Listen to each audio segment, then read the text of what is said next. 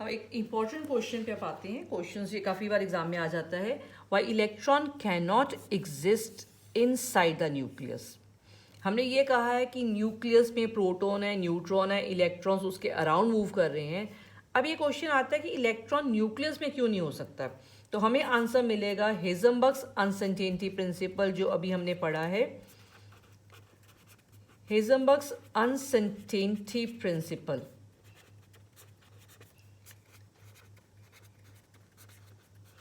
ये हमें बताएगा कि इलेक्ट्रॉन जो है वो न्यूक्लियस में क्यों नहीं हो सकती।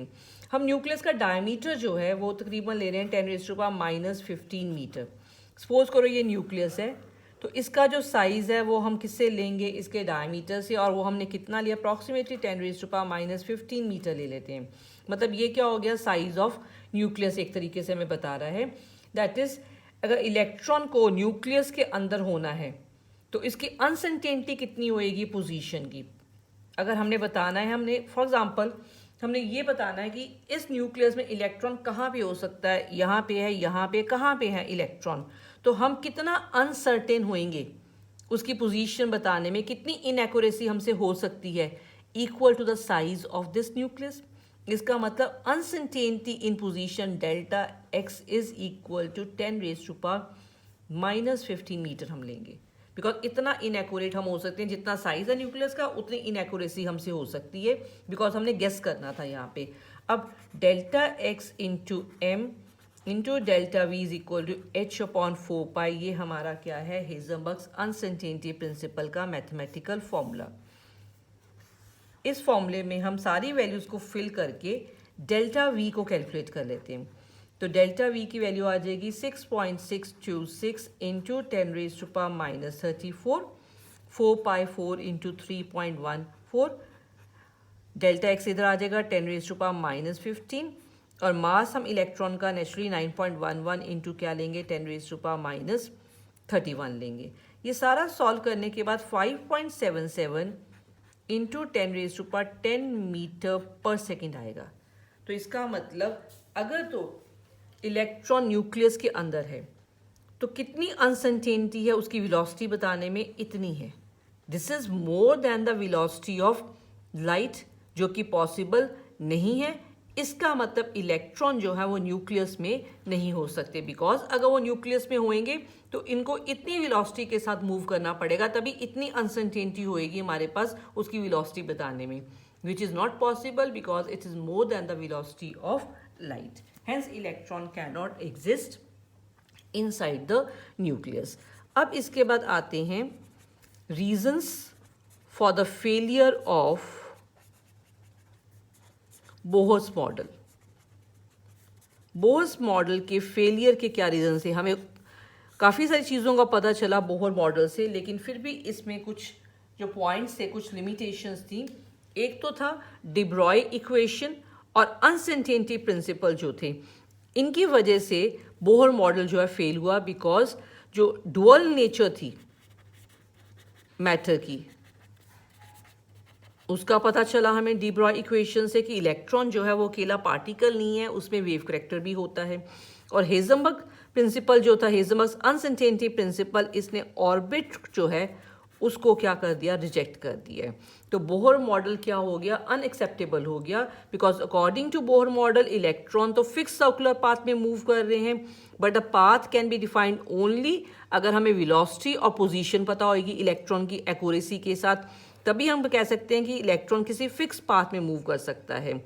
तो अगर पाथ हम डिफाइन कर सकते हैं वेलोसिटी और पोजीशन की वजह से ही अगर एक्यूरेटली बता पाएंगे, तो वो तो पॉसिबल नहीं है according to the Heisenberg's uncertainty principle. तो अनसर्टेनिटी प्रिंसिपल ने रूल आउट कर दिया कि इलेक्ट्रॉन जो है किसी फिक्स पाथ में मूव नहीं कर रहे हैं। बोहर मॉडल ने जो है सिर्फ पार्टिकल करैक्टर लिया था इलेक्ट्रॉन का, इसने वेव करैक्टर को कंसिडर नहीं किया था। तो जो हमारा डी ब्रॉय इक्वेशन है उसके अकॉर्डिंग तो इसमें जो है वेव करैक्टर भी होना चाहिए, तो इसकी वजह से ये रिजेक्ट हो गया। और दूसरा इसने क्या किया, हेजनबर्ग प्रिंसिपल ने रिजेक्ट कर दिया कि इलेक्ट्रॉन किसी फिक्स पाथ में मूव नहीं कर सकते हैं, किसी ऑर्बिट में मूव नहीं कर सकते हैं, विच इज़ नॉट पॉसिबल। तो ये रीजन से for the failure of Bohr's model. इसके बाद हमारे पास आता है quantum mechanical model of an atom. Quantum mechanical model 3 dimensional में चीज़ों को समझने में हेल्प करता है। हम ये पूरा का पूरा जो मैकेनिकल मॉडल तो यहाँ स्टडी नहीं करेंगे, बस इसका बेसिक यहाँ पे स्टडी कर रहे हैं कि क्लासिकल मैकेनिक्स जो न्यूटन्स लॉस ऑफ मोशन पे बेस्ड था, वो एक सक्सेसफुल एक्सप्लेन तो करता था मैक्रोस्कोपिक बॉडीज़ की मोशन को या उनकी पोजीशन को, लेकिन वो डुअल नेचर को कंसिडर नहीं करता था। और क्वांटम मैकेनिकल जो है is based on motion of electron in 3 dimensional space around the nucleus. और बोहर मॉडल ने तो हमें 2 डायमेंशनल कॉन्सेप्ट दिया था। क्वांटम मैकेनिकल जो है इलेक्ट्रॉन के अराउंड, इलेक्ट्रॉन 3 डायमेंशनल स्पेस में कहाँ मूव कर रहा है उसका आइडिया देता है। और पूरा का पूरा क्वांटम मैकेनिकल मॉडल जो है ये बेस है एक इक्वेशन पे जिसका नाम है श्रोडिंगर वेव इक्वेशन। अब ये इक्वेशन जो है ये हमारे सिलेबस में नहीं है, हाई क्लासेस में आती है, तो सिर्फ हमने इक्वेशन पढ़नी है, इसकी डेरिवेशन नहीं पढ़ेंगे। Curly square psi upon curly x square plus curly square psi upon curly y square, curly square psi upon curly z square plus 8 pi square m upon h square E minus V psi equal to 0। ये हमारी Schrodinger wave equation है जिसको हमें as it is learn करना पड़ेगा। इसमें ये जो साई सिंबल है ये वाला, ये क्या रिप्रेजेंट कर रहा है? ये एम्पलीट्यूड ऑफ वेव को रिप्रेजेंट कर रहा है। तो यहाँ देखो वेव करेक्टर आ गया। और ये एक्स वाई और जेड ये क्या रिप्रेजेंट कर रहे हैं? ये क्या है? कोऑर्डिनेट्स है, मतलब ये 3 डायमेंशनल में चीज़ों को कंसिडर कर रहा है। ई यहाँ पे क्या है? Total energy of electron, total energy of electron. और वी यहाँ पे क्या है? Potential energy of electron. And m क्या है? Mass of electron. और यहाँ पे हमारे पास रह गया एच, एच क्या है? प्लैंक्स कांस्टेंट है। और ये कर्ली जो होता है ये डिफरेंशिएशन के लिए हम यूज़ करते हैं। जब हम डिफरेंशिएशन करते हैं तो हम डी लिखते हैं या हम कर्ली लिखते हैं। तो ये जो जो सिंबल्स इसमें यूज़ किए गए हैं वो हमने लिख दिए। अब यहाँ हमने सिर्फ ये स्टडी करना है कि इस इक्वेशन को जब सॉल्व किया गया तो सॉल्व करके जो हमारे पास रिजल्ट आया वो क्या था? साई। इसको सॉल्व करके क्या आया? साई हमारे पास आया। अब साई यहाँ पे क्या है? साई रिप्रेजेंट करता है, अभी हमने लिखा था Sai is amplitude of wave. इससे हमें कुछ खास पता नहीं चल रहा कि एम्पलीट्यूड ऑफ वेव से क्या पता चलेगा इलेक्ट्रॉन की पोजीशन के बारे में या वेलोसिटी के बारे में। लेकिन जब इसका स्क्वायर किया गया, स्क्वायर क्या रिप्रेजेंट करता है? ये रिप्रेजेंट करता है probability of finding the electron, probability of finding the electron. कैसे ये probability of finding the electron बताता है? क्योंकि किसी गिवन पॉइंट में जितनी इलेक्ट्रॉन की डेंसिटी होएगी, जितनी ज़्यादा डेंसिटी होएगी किसी एक पॉइंट पे, मतलब वहाँ पे प्रोबेबिलिटी इलेक्ट्रॉन को फाइंड आउट करने की क्या है? ज़्यादा। जहाँ पे बहुत कम आएंगे डॉट्स, मतलब वहाँ पे चांसेस क्या होंगे इलेक्ट्रॉन को फाइंड आउट करने के? क्या होंगे? बहुत कम होंगे। तो इन तीनों पोजीशन में से ये पॉइंट है जहाँ इलेक्ट्रॉन का प्रोबेबिलिटी फाइंड आउट करने की क्या होएगी? सबसे ज़्यादा होएगी। और सबसे कम प्रोबेबिलिटी इस पॉइंट पे होएगी इलेक्ट्रॉन को फाइंड आउट करने की। तो एक्चुअल में हम क्या करेंगे? साई निकाल के, साई का स्क्वायर करके हमें पता चल जाएगा अलग अलग पॉइंट्स में कहाँ पे चांसेस ज़्यादा हैं इलेक्ट्रॉन को फाइंड आउट करने के और कहाँ पे चांसेस क्या होते हैं? कम। तो ये रीजन, ये सपोज करो न्यूक्लियस है, 3 डायमेंशनल स्पेस में अराउंड न्यूक्लियस जहाँ कहीं पे भी चांसेस क्या होंगे इलेक्ट्रॉन को लोकेट करने के ज़्यादा होंगे, फाइंड आउट करने के ज़्यादा होंगे, उसको नाम क्या दे देंगे हम? ऑर्बिटल का। तो हम ये कहेंगे इलेक्ट्रॉन ऑर्बिटल में मूव कर रहे हैं, ऑर्बिट पे नहीं मूव कर रहे, जो बोहर ने कहा था। अब इस कॉन्सेप्ट ने क्या कह दिया कि कहीं पे भी न्यूक्लियस के अराउंड क्या है? चांसेस ऑफ लोकेटिंग इलेक्ट्रॉन जहाँ कहीं पे भी है 3 डायमेंशनल स्पेस में, उसको हम क्या कहेंगे? ऑर्बिटल कहेंगे। और अगर हमने आइडिया लेना है कि ऑर्बिटल कैसा होएगा तो उसके लिए मैं एक फिगर बना रही हूँ। सपोज करते हैं ये हमारा न्यूक्लियस है। अब इसके अराउंड डॉट्स जो हैं ये, इनकी डेंसिटी हमें बताएंगी कि कहाँ पे चांसेस ज़्यादा हैं, कहाँ पे चांसेस क्या कम। तो इसके लिए क्या किया गया? इलेक्ट्रॉन की पिक्चर्स ली गई। कुछ कुछ सेकंड्स के बाद 1 1 2 2 3 3 सेकंड्स के बाद क्या की गई? इलेक्ट्रॉन की पिक्चर्स ली गई।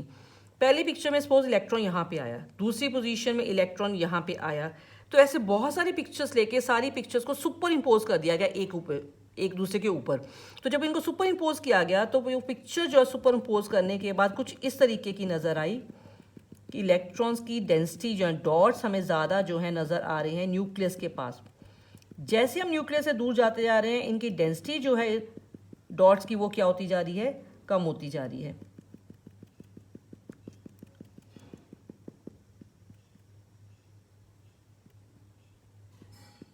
इससे क्या पता चल रहा है हमें कि ज़्यादा प्रोबेबिलिटी कहाँ पे है इलेक्ट्रॉन को लोकेट करने की, क्योंकि डेंसिटी इलेक्ट्रॉन की ज़्यादा कहाँ पे है, न्यूक्लियस के अराउंड है। इसका मतलब ज़्यादा चांसेस जो है इलेक्ट्रॉन को लोकेट करने के न्यूक्लियस के अराउंड है। जितना न्यूक्लियस से दूर जाते जाएंगे इन डॉट्स की डेंसिटी क्या होती जा रही है, कम होती जा रही है। मतलब प्रोबेबिलिटी ऑफ फाइंडिंग इलेक्ट्रॉन क्या होता जाएगा, कम होता जाएगा। तो इसकी कोई एक बाउंड्री नहीं है कि कहाँ तक इलेक्ट्रॉन हो सकता है। अगर हम बनाते हैं, इमेजिनरी बनाते हैं, फॉर एग्जाम्पल ये इमेजिनरी एक मैंने बाउंड्री बना दी वॉल कि इलेक्ट्रॉन इसके अंदर है, तो हम ये नहीं कह सकते इलेक्ट्रॉन यहीं पे ही होंगे। 90 to 95% चांसेस हैं इलेक्ट्रॉन को इसके अंदर लोकेट करने के, बट सी एक डॉट यहाँ पे बाहर भी है, 5 to 10% चांसेस जो हैं इस बाउंड्री वॉल के बाहर भी हो सकते हैं, बिकॉज ये एक इमेजिनरी वॉल बनाई है। कोई फिक्स बाउंड्री नहीं है कि इलेक्ट्रॉन यहीं तक होएगा न्यूक्लियस के अराउंड। कहीं पे भी 3 डायमेंशनल स्पेस में न्यूक्लियस के अराउंड जो इलेक्ट्रॉन हो सकता है। जहां पॉसिबिलिटी ज़्यादा है, जहां प्रोबेबिलिटी ज़्यादा है, उसको क्या नाम दे दिया जाएगा, ऑर्बिटल का नाम दे लिया जाएगा। तो ये एक्चुअल में हमारा क्या है, ऑर्बिटल है। और ज़रूरी नहीं कि ऑर्बिटल की शेप यही होएगी, ऑर्बिटल्स की शेप्स अलग अलग भी हो सकती हैं। जो ऑर्बिट था वो हमारा 2 डायमेंशनल था, उसका सर्कुलर पाथ था। तो अब इम्पॉर्टेंट एक यहाँ पे कर लेते हैं डिफरेंस, ऑर्बिट एंड ऑर्बिटल में डिफरेंस क्या है। ऑर्बिट क्या था, एक वेल डिफाइंड पाथ था according to Bohr. Well defined कौन सा पाथ था, सर्कुलर पाथ था। हमेशा सर्कुलर पाथ रहेगा ये न्यूक्लियस के अराउंड, जहां इलेक्ट्रॉन जो है मूव कर रहे हैं। लेकिन ऑर्बिटल क्या है, ऑर्बिटल एक 3 डायमेंशनल स्पेस है। कहां पे है ये 3 डायमेंशनल स्पेस, अराउंड न्यूक्लियस, जहां हमारे पास प्रोबेबिलिटी ऑफ फाइंडिंग इलेक्ट्रॉन क्या है, maximum, in which the probability of finding electron is maximum. उसको हमने नाम दे दिया ऑर्बिटल का। और ये तो वेल डिफाइंड सर्कुलर पाथ्स हैं around the nucleus in which the electrons are present, in which electrons are present। हाँ जी, अब जो ऑर्बिट है ये 2 डायमेंशनल स्ट्रक्चर है, जबकि ये हमारे पास क्या है, 3 डायमेंशनल स्ट्रक्चर होती है। नेक्स्ट, सारे ऑर्बिटल्स की शेप क्या है, सर्कुलर है। जबकि यहाँ मैंने आपको क्या बताया कि ऑर्बिटल्स की क्या हो सकती है, डिफरेंट शेप्स हो सकती हैं, जो आगे हम पढ़ेंगे। ऑर्बिट्स जो होते हैं are not according to de Broglie and uncertainty principle, जबकि ये हमारे जो हैं किसके अकॉर्डिंग हैं, de Broglie and Heisenberg's uncertainty principle के अकॉर्डिंग है। बिकॉज डी ब्रॉय ने क्या कहा था कि वेव करेक्टर भी होता है इलेक्ट्रॉन्स में। हेजनबर्ग अनसर्टेनिटी प्रिंसिपल ने क्या कहा कि हम अनसर्टेन होंगे हमेशा पोजीशन और वेलोसिटी बताने में। किसी भी माइक्रोस्कोपिक ऑब्जेक्ट की 100% हम उसकी पोजीशन और वेलोसिटी को एक्यूरेसी के साथ नहीं बता सकते। And this is not according to the wave character and according to Heisenberg's uncertainty principal.